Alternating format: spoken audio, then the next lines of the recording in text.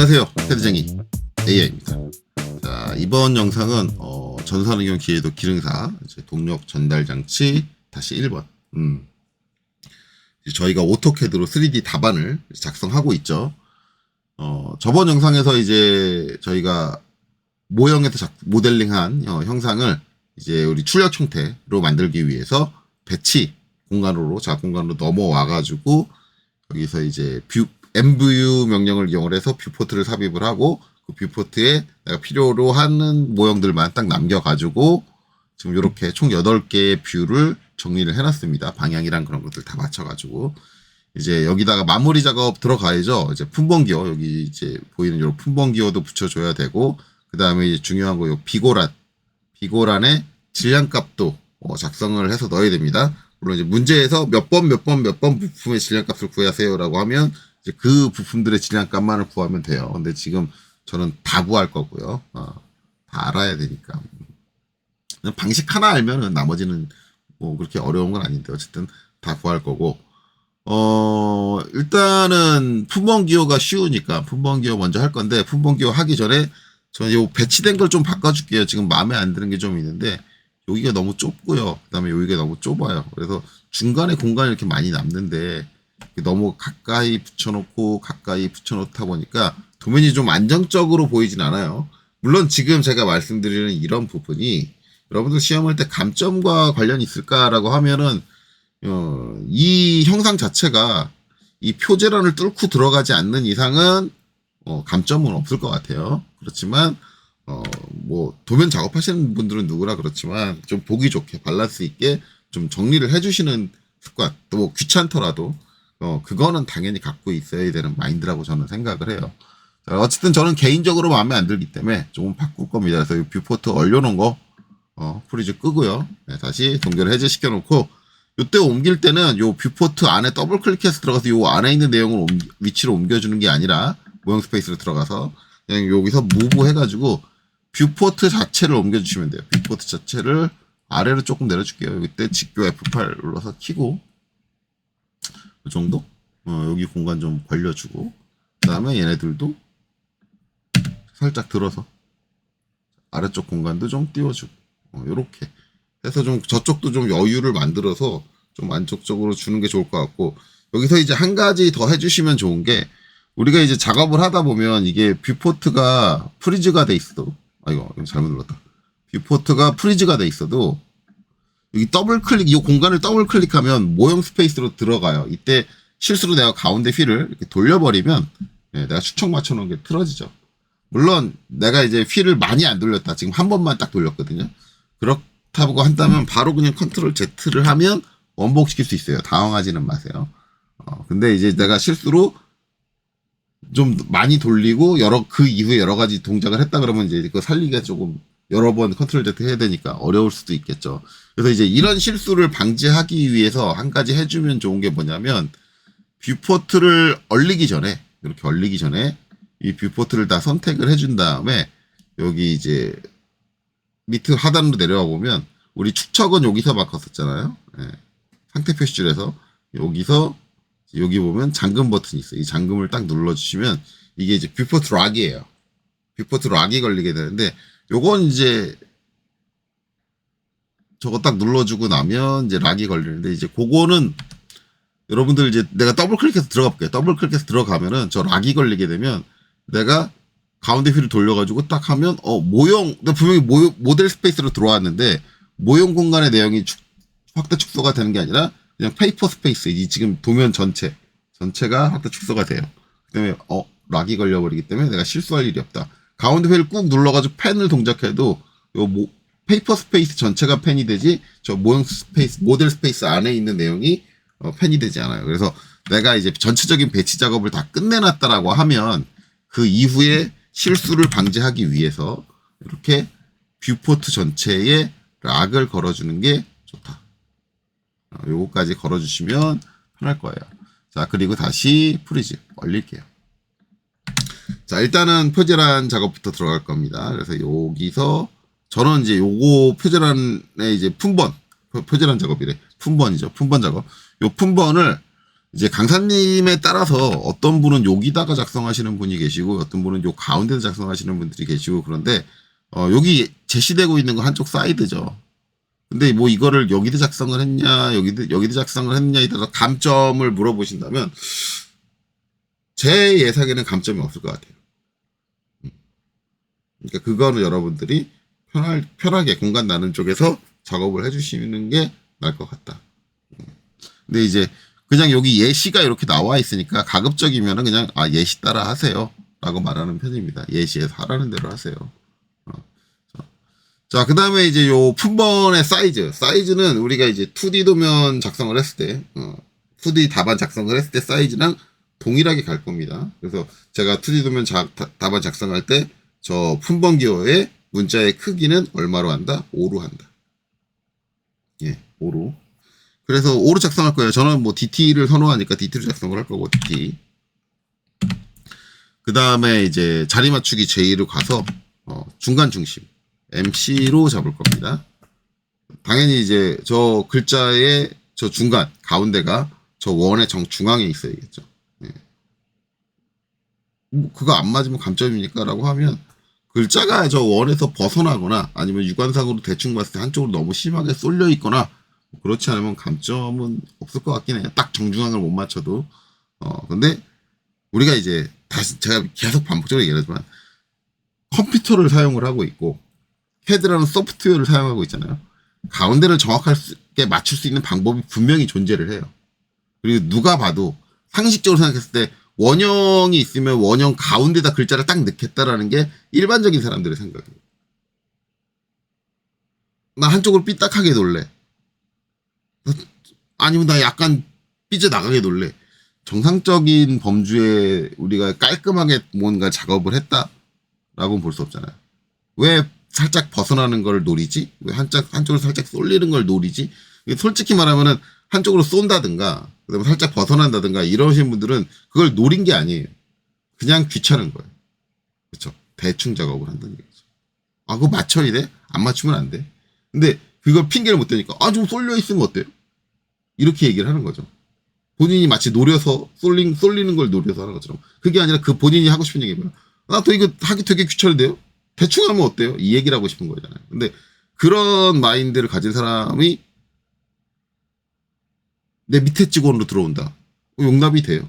용납이 안 되는 거죠, 이건 용납할 수 없는 부분이에요.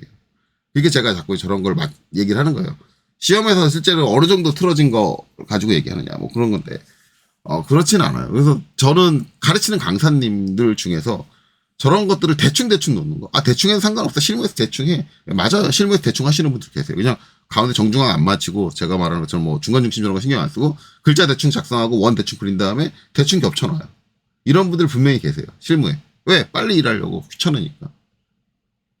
근데 그건 실무 가서 얘기고 배우는 단계에서 그러면 안 되는 거예요. 정확하게 맞출 수 있는 방법이 있잖아요. 그럼 그 방법도 알고 있어야 돼요. 기능도 알고 있어야 되고. 나중에 실무 가서 귀찮아서 안 쓰는 건 그때 가서의 문제고. 그렇죠? 자, 그러니까 이런 것들은 꼭 학습을 하시는 단계에서 도면 그리는데 귀찮은 태도가 있다. 나는 도면 그리는 귀찮아. 하기 싫어. 짜증나. 치수기 입하기도 싫고 저런 품번개 만드는 거 귀찮아. 그러면 제가 드릴 수 있는 말씀은 딱 한 가지예요. 그냥 이걸 때려치세요. 도면 작업을 때려치세요. 도면 작업 안 하시는 게 맞아요. 그러니까 난 해야 된다라고 하면 제대로 하는 법을 배우세요. 일단 나중에 실무 가서 약간 대충 하시더라도 그때 상황에 맞춰서 우리 회사에서 대충 해보니까 이거 가지고 뭐라고 안 하는데 그럼 대충 하시면 돼요. 그때 가서 그러시면 된다. 배우는 단계에서는 좀 제대로 해달라는 거고요. 자, 어쨌든 이제 사설이 또 길어졌는데 문자의 중간점을 지정을 해야겠죠. 그냥 화면 아무데나 클릭을 할 거예요. 원의 중간에 맞춘다는데 아직 원은 안 그랬잖아요. 그렇죠? 그러니까 화면에 아무데나 놓는 거야. 그리고 이제 문자 높이는 5를 쓴다 그랬으니까 5 엔터. 그렇죠? 그리고 회전각도 없으니까 엔터. 그 다음에 여기서 이제 숫자 1을 입력을 하시면 되겠죠. 자, 엔터. 끝내시면 되고. 자, 그 다음에 이제 문자 높이가 5잖아요. 그럼 이 치수 문자의 이제 선의 굵기는 얼마예요? 케이스 규격에 따르면 문자 높이가 5면 문자 높이라는 것 자체가 문자 선 굵기의 10배. 역으로 생각을 하면 뭐예요? 10분의 1이죠. 즉 0.5예요. 성굵기는 0.5로 지정이 돼야 됩니다. 그러면 이제 0.5의 성굵기를 가지고 있는 특성을 우리가 뭘로 정했어요? 외형선 도면층이죠. 외형선 도면층 그대로 두시면 돼요. 자, 그 다음 이제 겉에 테두리 원 그려야겠죠. 자, 서클. 자, 이제 원의 중심을 이 글자의 중앙하고 맞춰야겠죠. 이 글자의 중앙은 우리가 이제 MC 중간 중심으로 맞췄습니다. 그럼 이제 걔를 어떻게 잡아주느냐? 쉬프트 마우스 오른쪽에서 나오는 이제 요 오스냅에서는 삽입점을 선택하시면 됩니다. 그러면은 MC 포인트가 삽입점이 돼요.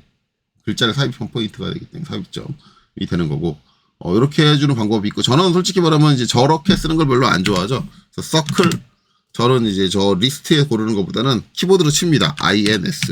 인서트가 INSERT, 뭐 이렇게 들어가잖아요. 인서트가. 그러니까 앞에 세자. INS. 그리고 엔터. 친 다음에 글자에다 딱 갖다 대시면 이렇게 기호가 나오죠. 기호가 나오는 순간 클릭해주시면 정확하게 글자의 가운데를 잡. 자, 그리고 이제 요 글자, 저 원의 크기. 원의 크기는 원의 지름 자체가, 글자, 문자 높이의 2배 이상입니다. 그러니까 2배를 한다면 문자 높이 5 썼으니까 10이에요. 10이고, 2배 이상이면 뭐, 10만 넘으면 되니까 이래도 되는 건가요? 이건 아니잖아. 그쵸? 원이 저만하면 안 될 거 아니에요. 대부분 이제 저거 그리는 것도 되게 귀찮아하시는 분들이 그냥 대충 마우스로 툭툭 클릭해가지고 딱 그려놓고는 그거 잘못했다고 지적을 하면 뭐라 그래요? 아니, 그 근거가 어디 있어요?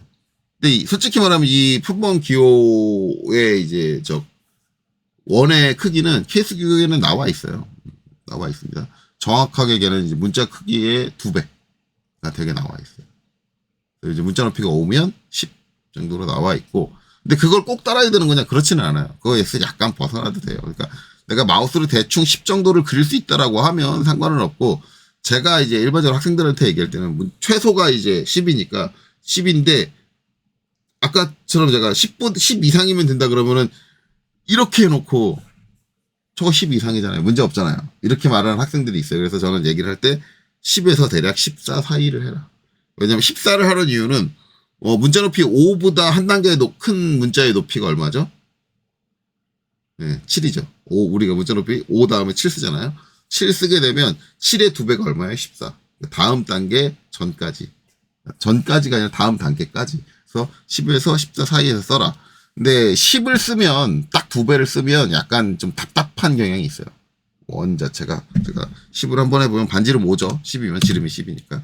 여러분 약간 답답한 경향이 있거든요. 그래서 저 같은 경우는 이걸 10을 안 쓰고 여기서 옵셋 2 정도 해가지고 옵셋 2가 아니죠. 옵셋 1 정도 해가지고 살짝 더 큰 걸 써요. 이래야 좀 덜 답답해요. 그래서 저는 12로 했어요. 그래서 저는 이제 2D 쪽 가보시면 거기서도 이제 12 정도 했을 거예요.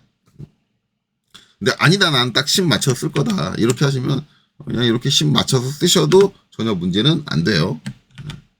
저는 이제 개인적으로 너무 답답한 것 같아요. 약간 큰 걸 썼다라는 거고. 여러분 이제 하나 품번기호 만들어졌으니까 이거를 카피, 복사하시면 돼요. 요 복사하실 때는 직교를 끄시는 게 편해요. 이렇게 돼 있고, 여기는 직교 켜진 채로 그냥 이렇게 가도 되겠네요. 이렇게 가고, 밑에 거는 조금 그러니까 안쪽으로 들어줘야 될 것 같으니까 F8 눌러서 직교 끄고, 이 정도. 그 다음에 이제 여기서 이 정도 놓고, 그 다음에 이제 글자는 더블 클릭해가지고 여기 바꿔주시면 되겠죠. 여기 2번 부품, 저희 3번은 안 했고, 요거 4번 부품에 맞춰서 여기는 5번 부품, 그렇죠? 그래서 이제 여기 보면 1, 2, 4, 5 이렇게 다 있죠. 이렇게 번호를 매겨주면 된다. 그러면 품번 기호는 끝났습니다. 이제 그 다음에는 이제 질량을 구해야 돼요.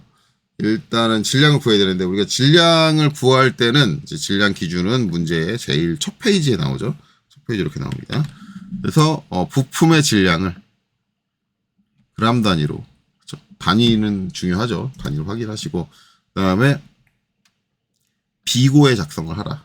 그렇죠? 여기 비고란에다가 작성을 하더라고 나와 있습니다. 그리고 이제 이렇게 부품 중 몇 번 이렇게 지정이 나와요. 그래서 지정된 것들만 질량을 구하시면 돼요. 그렇죠?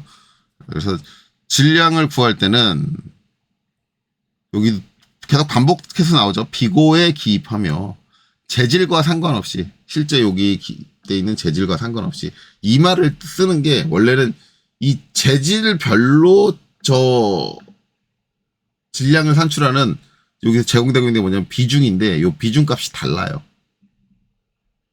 다 달라요. 재질별로. 원래 이거를 이 시험을 제대로 이제 진행을 하려면 이 재질별로 비중 값을 줘야 돼요. 근데 이제 그러기 시험에서 귀찮으니까. 야, 우리는 질량을 계산하는지 네가 계산할 줄 산출할 수 있을지 알면 됐지. 야, 재질에 따른 질량을 구하는 건 우리가 너네들한테 확인하고 싶은 바는 아니야. 근데 이게 뭐 틀린 건 아니에요. 결국은 이제 질량을 산출할 수 있는 방법을 아느냐 모르느냐가 중요한 거지. 실제 재질에 따른 그럼 재질에 따라서 이제 비중값이 다르니까 그 비중값을 구해서 하면 되는 거잖아요. 방식은 아는 거니까. 그러니까 뭐 어차피 그건 찾아보면 되는 거니까 그것까지 뭐 우리 자기 시험에서 확인할 필요 있냐? 그렇게 해서 이제 이렇게 하는 거죠. 왜냐 안 그러면 이제 이 비중값을 재질별로 다 대줘야 되니까 시험 문제에서 그게 귀찮은 거지. 솔직히 말하면 저라면 시험을 이렇게 안 하고 차라리 이 비중값을 우리 그 공단 규격표에 공단 규격표에 재질이 있잖아요. 재질 나오는 란이 있잖아요. 재질. 거기에 뭐 SC480 써 있잖아요. 그럼 난 거기 뒤에다 붙여주겠다. 비중 얼마 이런 식으로. 그게 낫지 않나. 저는 그렇게 개인적으로 생각을 하는데 뭐 시험이라는 거 제가 누누이 얘기하지만 제 개인적으로 마음에 안 든다고 해서 그 시험의 규정이 바뀌는 건 아니잖아요. 그렇죠? 그건 이제 저 개인의 생각인 거고. 어쨌든 그래서 그런 이유로 저 그냥 퉁치고 있다. 본인들이 편하기 위해서. 저 본인들이 편한 대로 해도 확인하고자 하는 능력치는 확인할 수 있다라고 생각을 하는 거죠. 뭐 틀린 건 아니에요. 예, 그렇죠. 자, 그래서 저 이제 비중을 활용을 해서 재질을 구해야 되는데 저 비중을 이제 어떻게 활용을 하느냐. 저 비중을 활용해서 저 질량을 구하려고 한다면 결국은 이제 최적이 필요하죠. 최적값이 필요해요. 그래서 이제 최적에다가 비중을 이렇게 얘기하면 안 되는데. 이게 되게 잘못된 얘기. 대부분 그렇게 얘기할 거예요. 이제 최적에다가 비중을 곱하면 된다라고 얘기를 할 거예요. 근데 이거는 잘못된 표현이에요. 그러니까 저는 솔직히 이 전산학용 기계도 기능사 이 시험에 있는 이 문구 자체가 이해가 안 가는 게 이게 실제 실무 여러분들 나중에 가시면 아시겠지만 우리가 질량을 얘기할 때 비중을 실무에서 얘기를 안 해요. 잘. 실무에서는 정확하게 말하면 밀도라는 걸 얘기해요. 원래 이 밀도를 최적에 곱해주는 거예요. 그럼 비중 가지고는 안 되나? 아니, 비중 가지고 돼요. 구할 수 있는데, 비중을 사용한다는 거는 한 단계를 중간에 더 거치는 거예요. 한 단계를 거쳐요. 이제 그 단계가 포함된 게 밀도예요. 그 중간에 거치는 한 단계가 포함된 게 밀도예요. 요 개념을 이해해야 되는데, 그거는 이제 계산식 나올 때 제가 디테일하게 설명을 다시 드릴게요. 솔직히 말하면 이 표현 자체가 비중으로 나와 있는 것 자체가 잘못됐다. 그래서 이제 저 공식을 얘기할 때 이제 약간 문제가 돼요.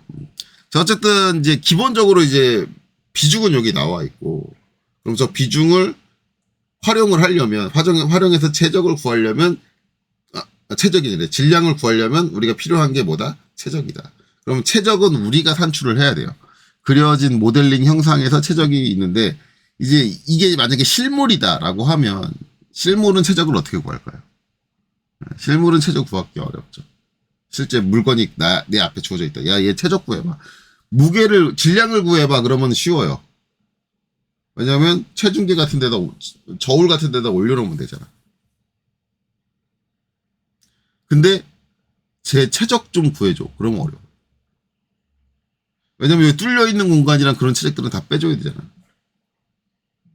그러면 이제 실제 우리가 살고 있는 현실 세계에서 실물을 가지고 최적을 구하려면 어떻게 되냐면 어떤 박스 다라이 같은 데다가 물체가 다 충분히 들어갈 수 있는 크기의 다라이에다가 물을 가득 채워요. 찰랑찰랑하게. 뭐라도 하나 그 위에 떨어지면 물이 넘칠 수 있게 가득 채웁니다. 그리고 이제 이 물거를 거기다 물에다 담궈요. 담그면 담그는 순간부터 찰랑찰랑하니까 물이 넘치기 시작하죠. 그리고 이 물 넘치는 게 다 끝나고 나면 그 넘친 물을 사각의 박스에다 담아 놓으면 가로 세로 높이가 나와요. 그걸로 우리는 뭘 구할 수 있다? 최적을 구할 수 있다. 그래서 우리가 일반적으로 실제 현실에서 세계에서 실물을 가지고 최적을 구하기 가장 좋은 방법은 찰랑찰랑 한 물에다가 담궈서 넘친 물의 양. 이거를 이제 아르키메데스 맞죠? 발견하고 유레카를 외친 거죠. 네. 되게 유명한 일화죠. 그래서 이제 유레카.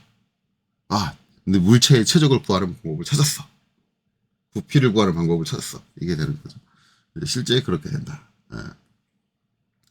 그래서 이제 그 최적을 그렇게 구하는데 이제 소프트웨어상에 돼 있을 때는 오히려 편해요. 왜냐하면 이 소프트웨어가 그 최적을 다 계산을 해줘요. 알아서 계산을 해줘요. 근데 지금 저희가 최적을 운운하는 이유가 우리가 오토캐드에서 3D를 하고 있기 때문에 그래요. 만약에 우리가 지금 3D 캐드를 쓰고 있다. 뭐 인벤터라든가 솔리드웍스라든가 아니면 퓨전이라든가 아니면 카티아라든가 이걸 쓰고 있다. 그러면 최적을 굳이 구할 필요 없이 질량을 바로 구할 수 있어요. 이 비중값을 입력을 하고. 근데 3D 캐드에서 여러분들이 보시면 거기에는 비중이란 용어가 안 나와요. 제가 이 용어 자체 여기서 기계하는 쪽에서 공학을 하는 쪽에서 저기 질량을 구하는데 비중을 얘기한다는 얘기는 정말 개념 없는 얘기예요. 여러분들 3D 프로그램 다 보세요. 비중 입력하라고 얘기 안 나와요. 밀도를 입력하라고 그러지. 밀도가 나와요. 그래서 밀도 값을 맞춰주면 자동으로 계산해서 나와요. 질량이. 3D 캐드, 전문 3D 캐드.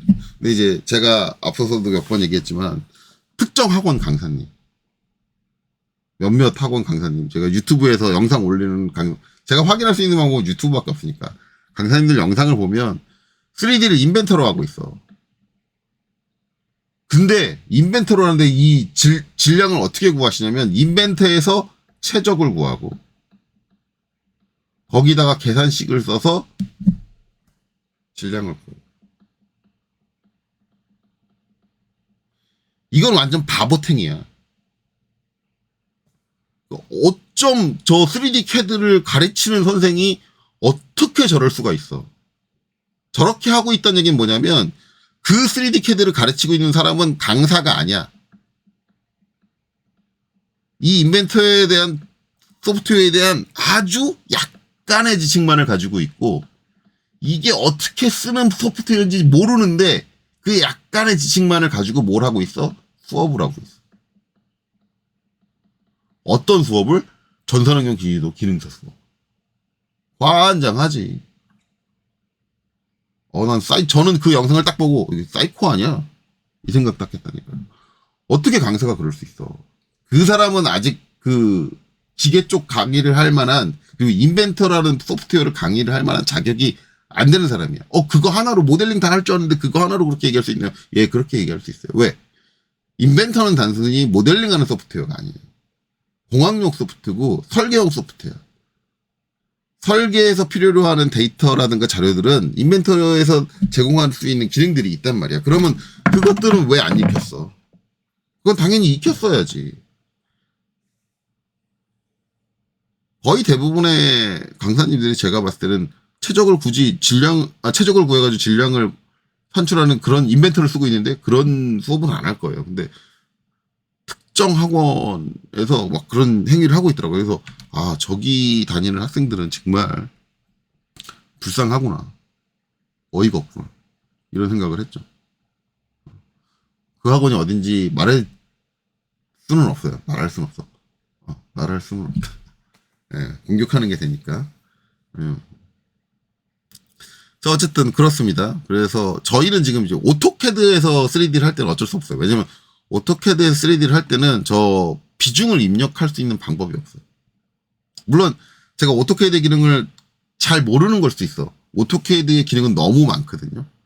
제가 모르는 기능 중에 그게 있는지는 모르겠는데 제가 지금까지 이 수업이 오기 전까지 몇 번을 찾아봤어요. 몇 번을 찾아보고 인터넷에 검색도 해보고 했는데 안 나와요.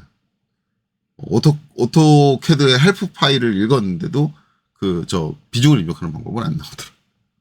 예. 그래서 어쩔 수 없다. 물론 이제 요게 얘기가 달라질 수 있는 게 오토캐드 메카니컬이라는 게 있어요. 메카니컬이라는 게 있는데 메카니컬로 가면 거기는 아마도 제가 예상하기에는 저 비중을 입력할 수 있다. 물론 비중을 입력하지 않을 거예요. 밀도를 입력할 거예요. 자, 그래서 일단은 최적이라는 걸 산출을 해야 됩니다. 최적 산출은 이제 이 상태에서 최적을 이제 구해주는 명령이 우리가 이제 MASSPROP 이게 이제 최적을 산출해주는 명령인데 앞에 mass는 이제 우리 수학, 산수, 뭐 계산하다 이런 거죠. 계산해준다. 뭐를? PROP, 프로포타이즈 약자예요. 프로포타이즈. 뭘 계산해 주느냐? 속성에 대한 것들을 계산해서 알려주겠다. 여기 포함되는 항목들이 여러 가지가 있어요. 뭐 질량이라든가 질량, 그다음에 최적, 무게 중심, 뭐 이런 것들, 그다음에 뭐 관성 모멘트, 뭐 이런 것들을 이제 계산을 해주는데 매스 프롭 해가지고 여기서 바로 하면 되느냐? 1번 부품 할까요? 선택하면 클릭하면은 선택이 안 돼요. 왜냐하면 지금 여기는 뭐예요? 저 3D 모형을 종이에다가 이제 딱딱딱 이미지화 해가지고 갖다 놓은 거란 말이야. 지금 페이퍼 스페이스 상태야.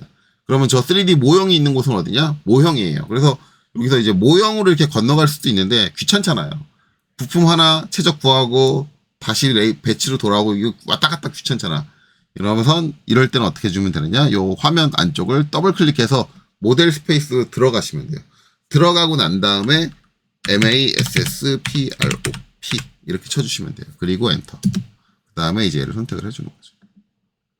그리고 엔터를 치면 자 이렇게 속성값들이 나오는 거예요. 제가 아까 얘기한 대로 질량, 최적, 경계상자는 전체 아웃라인, 전체 크기를 얘기를 해요. 그러니까 저거를 이제 지금 요 물건이 차지하고 있는 공간 자체를 정육면체가 직육면체의 형태로 보고 이제 비어있는 공간까지 다 포함을 하는 거죠. 전체 영역을 얼마나 잡아먹는가가 이제 경계상자고, 중심은 이제 무게중심에 대한 거고, 관성 모멘트, 관성곱, 그 다음에 회전 반경, 중심에 대한 관성 모멘트 X, Y, Z 방향인데, 요거를 한 번 더 누르면 밑에 세부 내용이 나와요.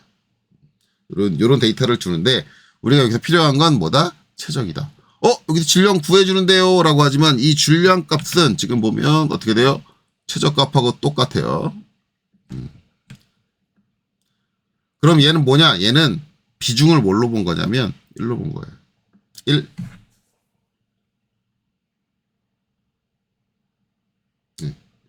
비중을 1로 봤다. 그리고 여기 단위는 뭐다? 단위는 그램? 아니 미리그램. 미리그램이다. 그램이 아니에요. 킬로그램도 아니고 그램보다 더 작은 미리그램. 그런 것들은 알고 계셔라. 근데 어쨌든 여기 있는 질량은 우리가 못 써먹는다. 왜? 비중값이 곱해지지 않았기 때문에 저거는 우리가 원하는 비중을 가진 물체의 질량은 아니다. 하는 거예요. 그렇죠? 이제 결국은 우리가 여기 있는 최저값을 이용을 해서 그렇죠? 이게 다시 한번 매스 프로브를 할게요. MASSPROP 해서 자, 얘를 선택을 하고 값이 나오면 이제 이 값을 우리가 이제 어디다 적어 놓기도 귀찮고 그 다음에 머리로 외우기는 불가능하고 그래서 마우스로 여기를 한번 클릭해주면 이렇게 한 칸 내려가거든요. 이때 휠을 돌려서 위로 올라간 다음에 여기 앞에서부터 여기까지 쫙 드래그 해가지고 왼쪽 버튼을 클릭해서 드래그 한 다음에 블록을 잡아줘요. 그리고 컨트롤 C로 복사를 하세요. 그리고 ESC 눌러서 종료하시면 돼요. 그러면 이제 클립보드가 저 이제 데이터 값을 가지고 있겠죠. 그리고 이제 계산식 사용을 할 때 그걸 이용을 하시면 됩니다. 자, 이렇게 되고 한 가지 더 얘기할 거는 최적을 구해주는 명령이 MASS PROP예요. 명령이 길죠. 8자예요. 알파벳 8자인데 이걸 다 외우기가 버겁다 라고 하시는 분들이 계신데 제가 드리고 싶은 말씀은 외워. 버거워도 외워. 근데 이제 여러분들한테 정말 친절하신 강사님들은 여러분들이 너무 길어서 외우기 어렵다. 그러면 여러분, 친절한 강사님들 뭐라 그래요? 자, 여러분들 MAS까지 치세요. 그럼 뭐가 나와요? 요새 캐디들은 뭐가 돼요? 자동 완성. MAS 하면 자동 완성으로 추천하는 명령이 먼저 딱 떠. 근데 MAS까지 치면 제일 처음에 뜨는 게 뭐야? 매스 프로비야. 그러니까 MAS까지 치고 엔터를 치면 돼. 자, 저는 여러분들한테 이렇게 얘기할게요. 이러지 마세요. 캐디에 있는 기능이고 그걸 쓰는데 왜 그걸 하지 말라 그러는 거예요? 라고 하는데, 저렇게 되면 여러분들 뭘 결국 못하게 되느냐? 저 명령을 못 외워요. 자동 완성되는데 그거 꼭 다 외울 필요 있나요? 라고 생각을 하신다면 다 외울 필요가 있어요. 자, 저 자동 완성 기능이 꺼져 있으면 어떡할 건데요? 그리고 여러분들이 자동 완성 기능을 킬 줄 몰라. 그럼 어떡할 건데요? 그때 어떡할 건데? 내가 일하는 곳이 아니라 다른 데를 갔는데. 아니면 여러분들이 공부할 때 자동 완성이 되는 소프트웨어를 썼어. 근데 회사를 딱 갔는데 회사에서 지급해준 캐드에서는 자동 완성이 안 돼. 그럼 그때 어떡할 건데? 회사에다가 저 프로그램 꾸져가지고 뭐 일을 못 하겠어요. 프로그램 새로 사주세요. 이럴 거예요? 아니라고. 그럼 회사에서 뭐랄 것 같아? 그래요. 이거 가지고 일 못 해요. 나가세요. 그러니까 학습하는 단계에서는 그러시면 안 돼요.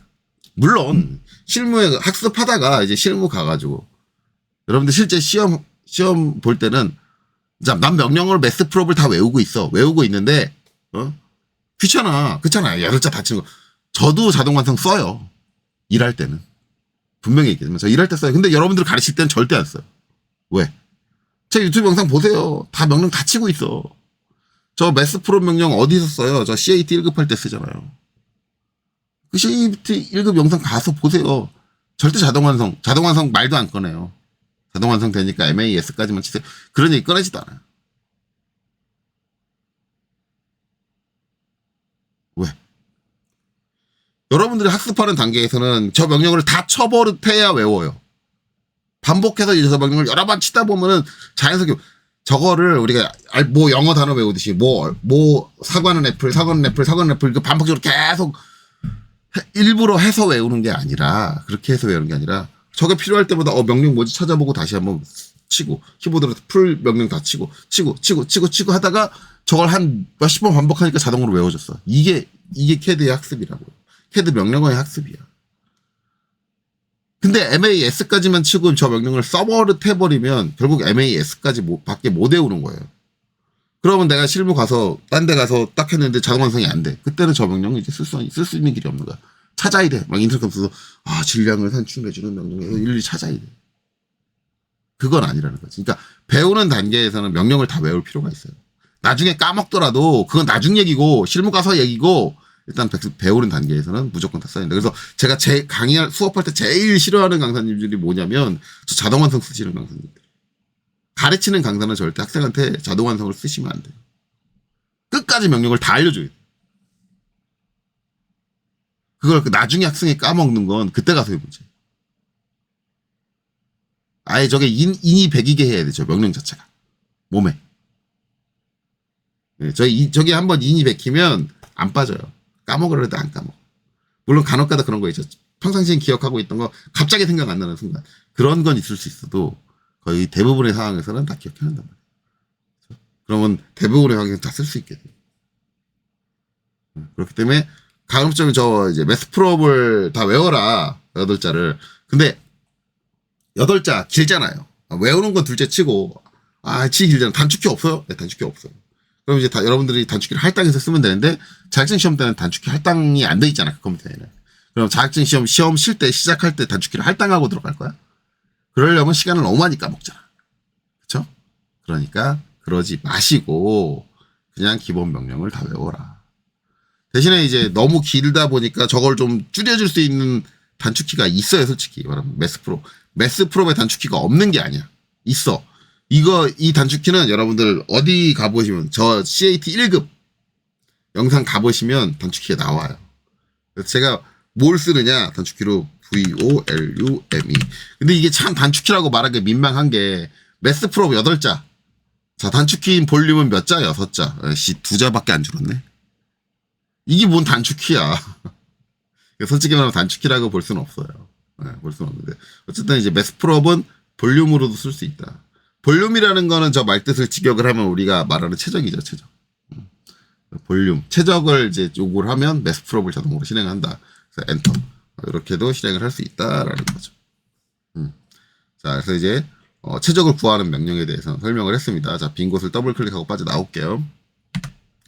자, 그러면 이제 최적을 구했어. 그러면 이제 최적 가지고 질량을 산출을 해야죠. 그럼 질량을 산출하는 공식이 나와야겠죠. 그러면 이제 대부분 학원 강사님들이 얘기할 거예요. 최적. 자, 이거를 나눠. 뭘로? 1000으로. 갑자기 뜬금없이 1000으로 나누래. 뭐지? 그리고 이 최적을 1000으로 나눈 값에다가 곱해. 뭐를? 비중을.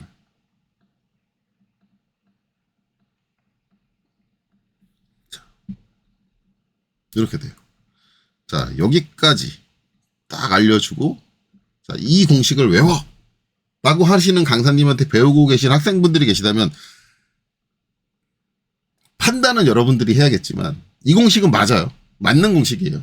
틀리지 않아요. 분명히. 이 공식이 틀리다고 얘기하는 거 아니에요. 잘못된 공식이라고 얘기하는 거 아니에요. 하지만 이거를 그냥 이렇게 적어주고 외워라고 말하는 강사한테는 저라면 안 배우겠어요. 자, 여기서 중요한 거. 중간에 1000이 왜 나눠졌느냐. 이게 중요해요. 이거를 설명해 주시는 분이 계시다면 그분한테는 배울 만하지. 그쵸? 그게 제대로 된 거예요. 저게 꼭 얘기해야 돼. 자, 일단은 요거 말고도 한 가지 빠져 있는 게 뭐냐면 이 비중의 의미를 이제 설명을 해줬느냐. 왜 비중이냐. 근데 비중은 뭐냐면 결국은 저게 줄임말이에요. 비교 중량. 중량이라는 게 우리가 지금 구하려고 하는 질량이죠. 비교한 중량이에요. 즉 여기 7.85는 뭐냐면 7.85배. 비교 대상보다 7.85배가 더 무게가 많이 나간다. 라는 거예요. 그럼 저 비교 대상은 누구냐?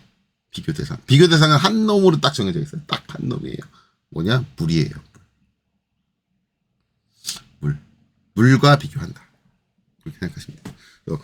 물의 중량. 같은 체적을 가진 물의 중량과 비교했을 때 이 7.8 비중이 7.8라는 거는 이 재질이 가지고 있는 게 물과 똑같은 체적을 갖추게 되면 7.8이다.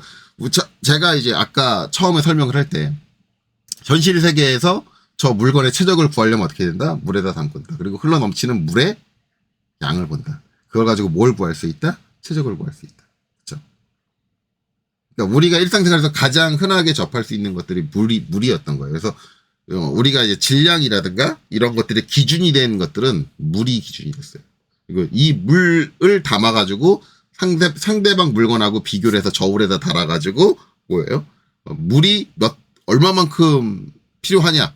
저 중량하고 똑같아지려면 그걸 가지고 우리가 일반적으로 다른 재질들의 물건들의 중량을 산출을 했던 거죠. 이제 결국 이제 이런 얘기가 나오면 이제 우리 이제 과학의 이제 역사 같은 것들이 나오게 되는 거죠. 그래서 된 거다. 물과 비교했을 때.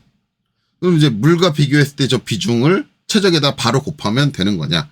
근데 우리가 단위라는 것들 있잖아요. 단위. 중요한 건 단위예요. 단위가 맞느냐예요. 단위가. 그냥 아무데나. 왜냐면 지금 저희가 구한 최적은 뭐냐면 최적은 거의 이제 부피니까 세제곱이잖아요. 저희가 CAD에서 구한 최적은 뭐예요? 우리가 이제 단위가 밀리미터가 있죠. 밀리미터. 최적이니까 x, y, z 세 개가 곱해진 거니까 미터 세제곱, 밀리미터 세제곱이에요. 그리고 중간에 우리가 알고 있는 단어가 뭐예요? 센티미터가 있죠. 센티미터 세제곱이냐? 아니면 미터 세제곱이냐? 아니면 킬로미터 세제곱이냐? 7.85인데 7.85를 얘에다 그냥 곱하고 얘에다 그냥 곱하고 얘에다 그냥 곱하고 얘에다 그냥 곱하고 하면 값이 만약에 1kg에다가 1 해다가 1세제곱 미리에다가 7.85 곱하면 뭐가 돼요? 7.85가 되죠. 그럼 뭐예요? 중량이 7.85예요. 1cm 세제곱 센티미터에다가 7.85를 곱하면 어떻게 돼요? 그래도 중량이 7.85예요. 말이 안 되잖아. 얘가 훨씬 큰데. 몇 배가 커? 1000배가 큰데? 그렇잖아요. 세제곱이니까 1cm가 10mm니까 X, Y, Z 3개가 곱해졌으니까 1000배가 큰 거예요. 부피죠. 최적으로 봤을 때 1000배가 큰데 근데 질량이 같다고? 말이 안 되잖아. 그러니까 얘를 그냥 곱하면 안 된다라는 거지. 그러면 단위가 있어야 된다는 건데 비중은 단위가 없어요. 왜? 비교 중량 아까도 얘기했잖아요. 몇 배. 우리 스케일하고 똑같은 거예요. 스케일로 2배 키운다라고 하는데 거기에 단위가 있어요? 2배지 그냥? 없잖아요. 단위가 없는 게 나오는 거예요. 근데 단위가 없으니까 단위 환산이 안 돼. 그렇잖아요. 그러니까 개념을 이걸 이렇게 이해하면 안 돼. 이게 개념이 어떻게 되는 거냐면 자, 최적이 있어요. 최적이 있고 원래 이제 최적에다가 비중을 곱하는 거잖아요. 비중을 곱하는데 최적에다 비중을 곱하려면 중간에 하나 껴야 되는 애가 있어. 그게 뭐냐? 최적 이최적일 때 물의 중량이 얼마냐? 이게 먼저 들어와 있어. 왜? 비교 중량이잖아. 이최적일 때 물의 중량이 얼마냐를 먼저 구해야 돼요. 그래서 이 물의 중량을 구하려면 최적에다가 뭘 해줘야 되냐면 곱하기 물의 밀도. 물의 밀도를 먼저 곱해요. 최적에다가 물의 밀도를 먼저 곱한다. 그리고 이 값에다가 비중을 곱하는 거예요.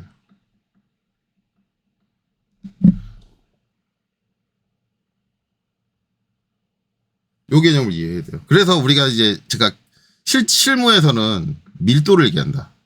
여기서 비중이라는 개념이 나오면 잘못됐다라고 제가 늘상 얘기를 하는데 밀도를 줘야 된다. 밀도라는 거, 각 재질의 밀도라는 게 뭐냐면 단위 중량당 밀도라는 게 그거는 이게 단위 최적 중량이 아니라 단위 최적당 가지고 있는 중량을 표로 만들어 놓은 건데 물이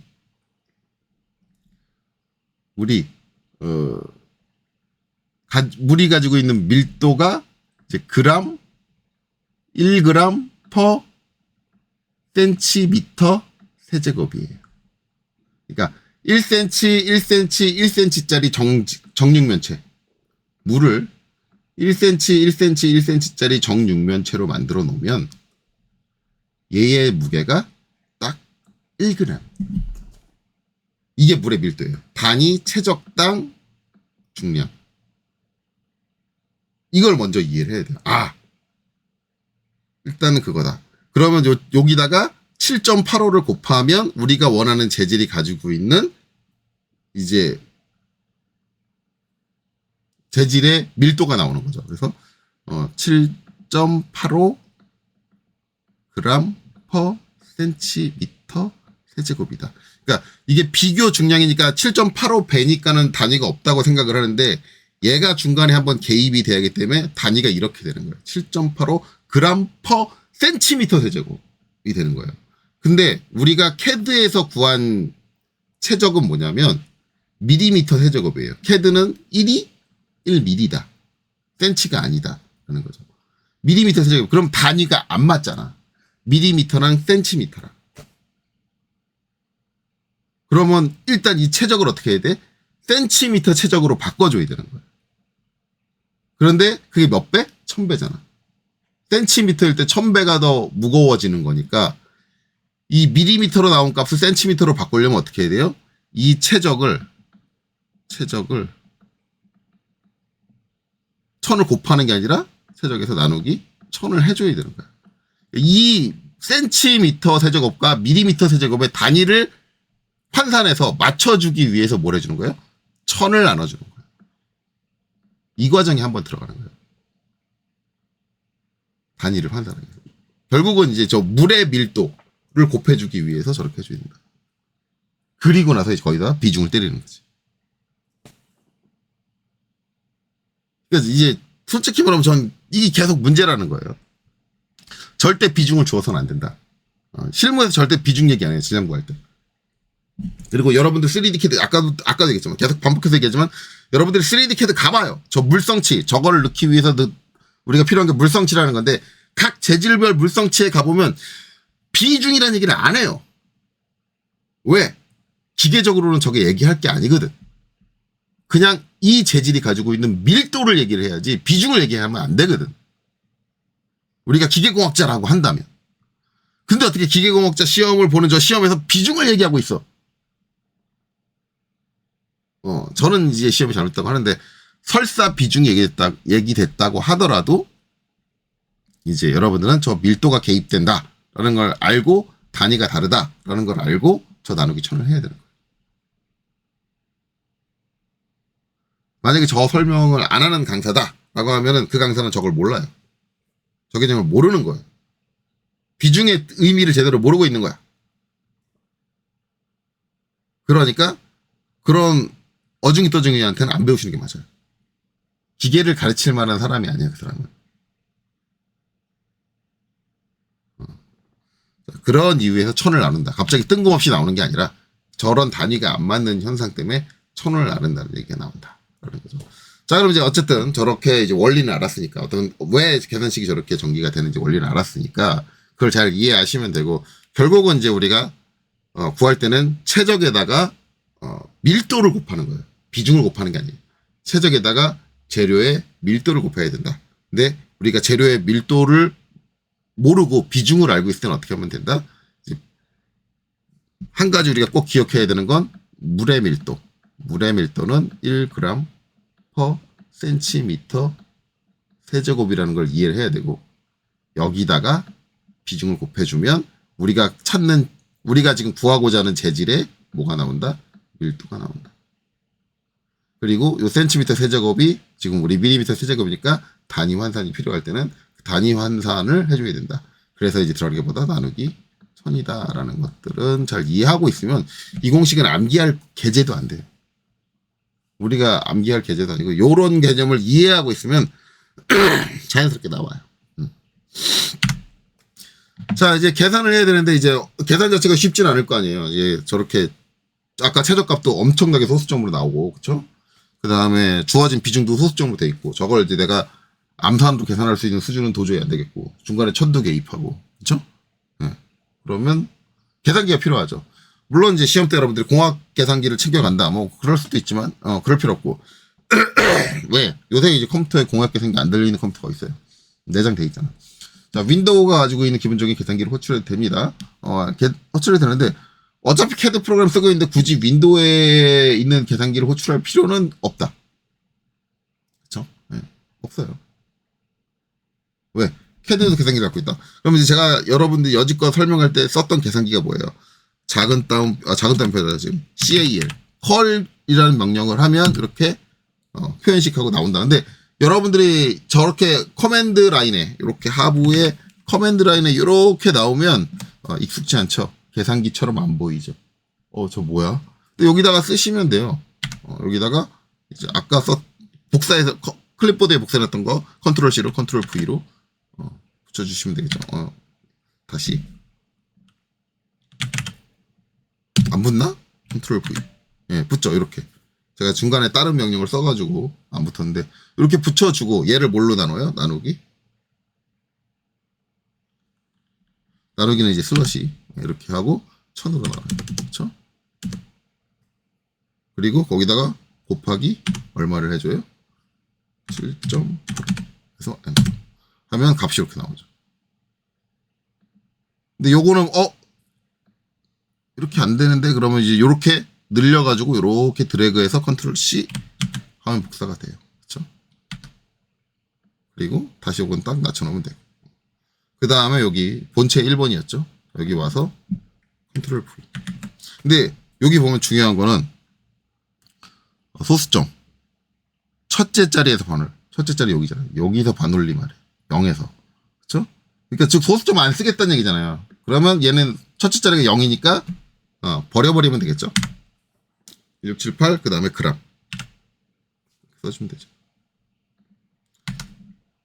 자, 숫자니까 불림이 아니라 ISO-CP로 가죠. 속성복사로 바꿔놓을게요. 1678g 이렇게 되는 거잖아요.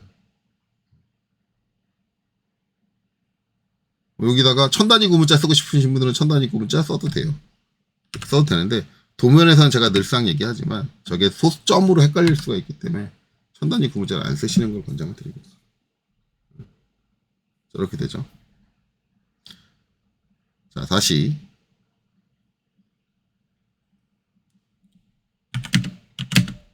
두 번째 부품 최적 구해야겠죠. 더블 클릭 VOLUME 볼륨 자, 선택하고 자, 이렇게 최적이 나왔습니다. 컨트롤 C 여기서 이제 복사를 할 때는 다 복사를 해야지. 컨트롤 C 이렇게 하고 그 다음에 이제 계산기 쓰는데 나는 도저히 CAL 해가지고 나오는 그 계산기 아직 못하겠다. 자, 여기 빠져나올게요. 빈 공간 더블 클릭해서 난 그 계산기 못 쓰겠다라고 하면 계산기가 또 한 가지 있습니다. 여러분들이 눈에 익숙한 이제 계산기 자 QI QUICK CALC 요게 이제 명령어예요. 그래서 엔터를 땅 치면 이렇게 계산기가 나오죠. 이게 오토캐드가 갖고 있는 계산기. 그러면 이제 여기다가 컨트롤 V로 붙여넣는 거죠. 그리고 요거를 이제 나누기 1, 하나, 둘, 셋, 1000. 그 다음에 이제 엔터를 딱 치시면 요 값이 나왔죠. 요 값이 나온 거를 여기다 곱하기 뭘 해줘요? 다시 곱하기 7.8 해주면 요게 뭐예요? 요게 우리가 찾는 질량값. 첫째 자리에서 반올림 하는 거니까 229, 0이잖아요. 0.0. 그럼 229까지만.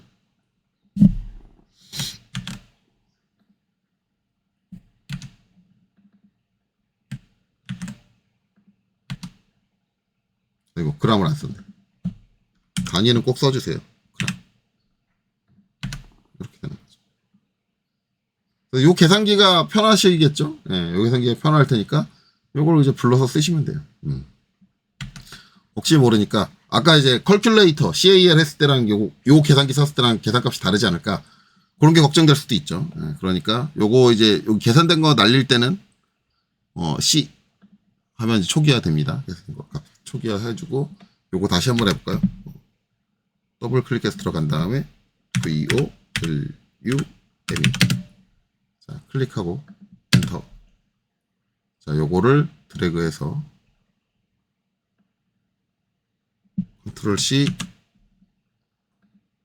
여기서 컨트롤 V 자, 나누기 1 하나 둘 셋 엔터. 그 다음에 여기다가 곱하기 7.85 엔터 해주면 167805 빈거 더블 클릭하고 16780 똑같이 나오죠. 다르게 나올 리는 없고. 자, 그 다음에 이제 얘 최적 선출할게요. 더블 클릭해서 들어가고 VOLUME 엔터. 자, 선택하고 엔터. 자, 한번 클릭하고 위로 드래그 휠 돌려가지고 여기서 최적 컨트롤 C. 자, 최저값 여기서 C 누르고 초기화하고 여기서 컨트롤 V로 붙여주고 나누기 1 하나 둘 셋. 자, 귀찮으면 곱하기도 한꺼번에 곱하기 7.85 자, 그리고 엔터. 자, 그러면 460 여기는 보시면 0.7이죠 0.7이면 반올림이니까 어떻게 해요? 7은 온라이죠. 그러면 그거 잘 기억해서 컨트롤 C 자, 여기서 빈거 더블 클릭하고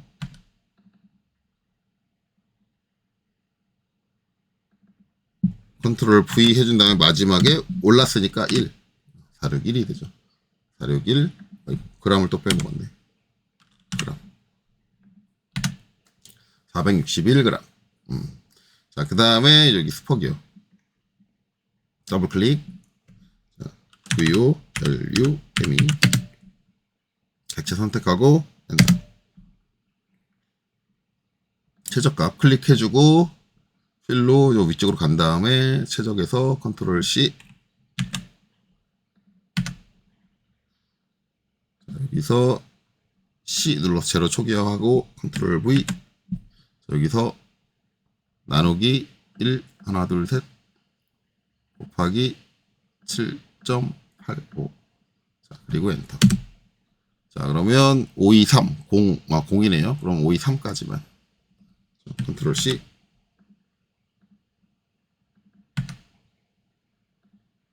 빈거 더블 클릭하고 컨트롤 V. 아유, 복사가 안 됐네요. 컨트롤 Z. 다시 가서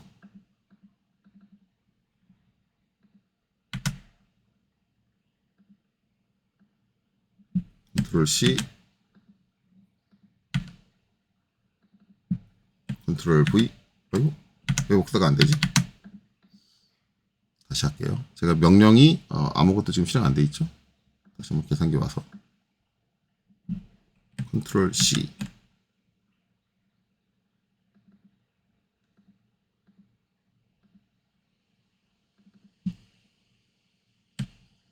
네, 제대로 됐네요. 네. 제가 조작할 때 뭐 실수했나봐요.